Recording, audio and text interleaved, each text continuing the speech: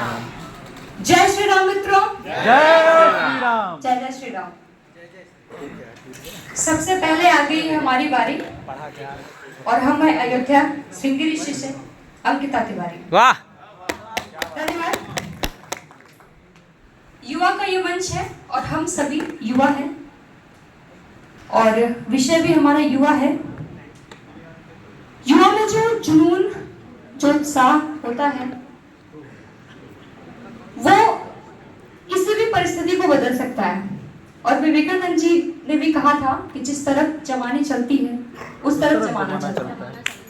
तो शुरू करूंगी इस बात से कि अब हम युवा हैं, बचपन से निकल कर आए हैं, तो इस अवस्था में क्या जिम्मेदारियां होती हैं हमारे ऊपर। 4 पंक्तियों में सुनिएगा कि बचपन बीत चुका है, अब ये दौर जवानी है। बचपन बीत चुका है, अब ये दौर जवानी है। तब अलग कहानी थी अपनी, अब अलग कहानी है। तब अलग कहानी आवाज फट जा रही है। थी अपनी, अब अलग कहानी है। गुड़िया गुड्डे मिट्टी का घर, सब विदा हुए एक उम्र लिए। इस उम्र के लिए विदा हो चुके हैं। गुड़िया गुड्डे मिट्टी का घर, सब विदा हुए एक उम्र लिए। रोटी कपड़ा और मकान, यही बची निशानी है। वाह, जिंदाबाद। और मकान, यही बची निशानी है। इन सभी जिम्मेदारियों को लेकर के हम युवा दिन रात अपने साथ चलते हैं, लेकिन एक जो जुनून अंदर होता है उसको बताती हूँ कि डर कर थम जाओ, कोई बुज़दिल नहीं हो। मैं इन बौनी घटनाओं में शामिल नहीं हूँ। डर कर थम जाओ, कोई बुज़दिल नहीं हो। मैं इन बौनी घटनाओं में शामिल नहीं हूँ। हाथ काटे हैं जरूर मैंने पर चुनौतियों के। वाह, हाथ काटे हैं जरूर मैंने पर चुनौतियों के। संरक्षक हूँ स्वयं की, किंतु कातिल नहीं। वाह, जिंदाबाद। संरक्षक हूँ स्वयं की, किंतु कातिल नहीं हूँ। दोस्तों, इसी बात से अपनी बात शुरू करती हूँ। अभी हाल ही में एक मूवी आई थी, 12th fail IPS officer Manoj Sharma ji की। मैं उम्मीद करती हूँ कि आप सभी ने ये पिक्चर, ये मूवी देखी होगी। मैंने इस पूरी मूवी को अपनी कविता में रखने का काम किया है। अगर कविता के माध्यम से आपको पूरी मूवी दिख जाए तो आपका आशीर्वाद मुझे मिले। मनोज शर्मा IPS, उनके 2 दोस्त मनोज के श्रद्धा और दीपक, इन्हीं के इर्द गिर्द घूमती ये कहानी। सुनिएगा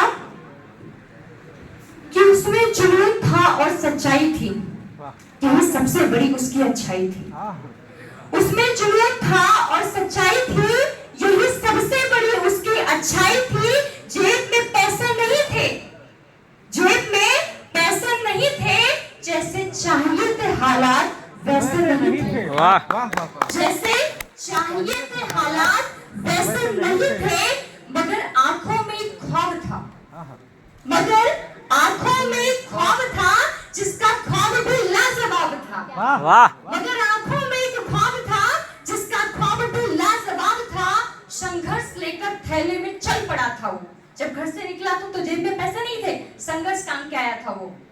संघर्ष लेकर थैले में चल पड़ा था वो। धारणाएं बदलने निकल पड़ा था वो। धारणाएं बदलने निकल पड़ा था वो कि शुरुआत कहीं से भी कर सकते हो। शुरुआत कहीं से भी कर सकते हो। सुविधाओं के बिना भी अवसर बन सकते हो। वाह, वाह, अवसर बन सकते हो। आप स्मरणीय दीदी, आप स्मरणीय। उसमें काबिलियत थी कुछ निभाने की, उसमें काबिलियत थी कुछ कर जाने की। क्या बात। उसमें काबिलियत थी कुछ निभाने की, उसमें काबिलियत थी कुछ कर जाने की। वो जागता रहा कभी चक्की के लिए, वो जागता रहा कभी चक्की के लिए, वो भागता रहा कभी तरक्की के लिए। वो जागता, दिन में चक्की चलाना और रात को पढ़ाई करना। क्या बात। मनोज शर्मा, वो जागता रहा दिन में चक्की के लिए और भागता रहा तरक्की के लिए। तन थका मगर मन ने थकना इनकार किया। तन थका मगर मन ने थकना इनकार किया। किताब लेकर हाथों में जो कमी रह गई उस कमी को सुधार किया। क्या बात। किताब लेकर हाथों में जो कमी रह गई उस कमी को सुधार किया।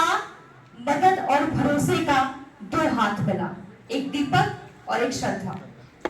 मदद और भरोसे का दो हाथ मिला, दरकार थी जिस साथ की वो साथ मिला। पांव दो नहीं चार थे और चारों संग चलने को तैयार थे। तो वाह। श्रद्धा के तो मनोज के वाह पांव दो नहीं चार थे और चारों संग चलने को तैयार थे। अगर हौसला है तो आसमान भी झुक जाता है। अगर हौसला है तो आसमान भी झुक जाता है। परिश्रम की चमक देखने थोड़ी देर दिनकर भी रुक जाता है। वाह जियो जिंदाबाद थोड़ी देर दिनकर भी रुक जाता है। मुश्किल है दीपक जैसा दोस्त एक रोज हो जाना। मुश्किल है दीपक जैसा दोस्त एक रोज हो जाना। आसान नहीं है मुरैना का मनोज हो जाना। वाह आसान नहीं है मुरैना का मनोज हो जाना। पर श्रद्धा तो श्रद्धा है, बस वही टकराती है। क्या और बात श्रद्धा तो श्रद्धा है, बस वही टकराती है। जहां मनोज जैसे जाबाज की तब्दील लड़खड़ाती है। वाह क्या जहां बात मनोज जैसे जाबाज की तब्दील लड़खड़ाती है। समय, जिसका अगला विषय है जो हमारे आज के सम्मेलन का, तो समय के बारे में बात कहूंगी कि हम जीवन में चलते रहते हैं और जब एक स्टेज पे पहुंचते हैं तो थोड़ा सा रियलाइज होता है कि हमने क्या किया, क्या पाया, क्या खोया और कैसे हमारी यात्रा रही। उसके ये एक गजल के रूप में प्रस्तुति है। गजल तो नहीं कह सकते लेकिन गजल के रूप में है और सभी को बहुत पसंद आती है।